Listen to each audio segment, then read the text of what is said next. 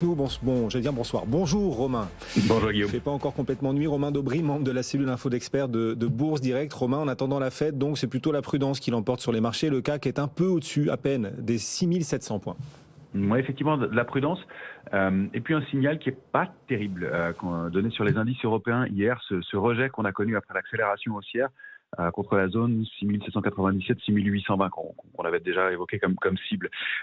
C'est moins le cas sur les indices américains où la configuration est plutôt une configuration d'attentisme et effectivement un peu de prudence. Mais là, il faudrait faudrait qu'on réagisse un peu à la hausse assez rapidement pour invalider ce petit signal qui est pas excellent.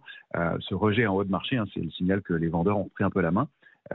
Sur des points hauts de marché, c'est toujours un peu délicat. Alors il n'y a pas pour l'instant, à ce stade en tout cas, de pression baissière. Et puis on peut dire aussi que le mouvement d'hier est probablement accentué par l'échéance des marchés dérivés qui aura lieu vendredi.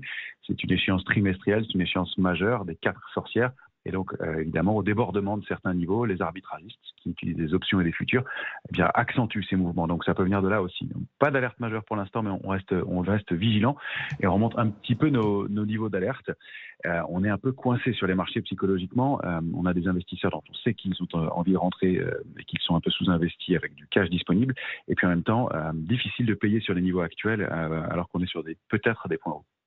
Du côté des différents actifs ou les valeurs cotées en bourse, où est-ce que vous voyez, où est-ce que vous détectez le plus de potentiel pour la suite avec tous vos radars, vos équipes chez Bourse Direct, Romain ?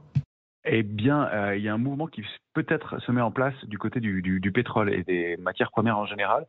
On a pas mal consolidé. Le pétrole et le Brent évoluent au sein d'un canal baissier depuis le mois de mars dernier maintenant. Et justement, le Brent est allé toucher la borne basse de ce canal. Donc, ça reste baissier, mais en tout cas à moyen terme. Et il y a peut-être quand même un signal et un potentiel rebond qui se met en place sur le bas de ce canal. C'est le cas depuis un niveau de 75,20 à 76,10 et qu'on accompagne effectivement à la hausse et avec les valeurs liées à tout ça.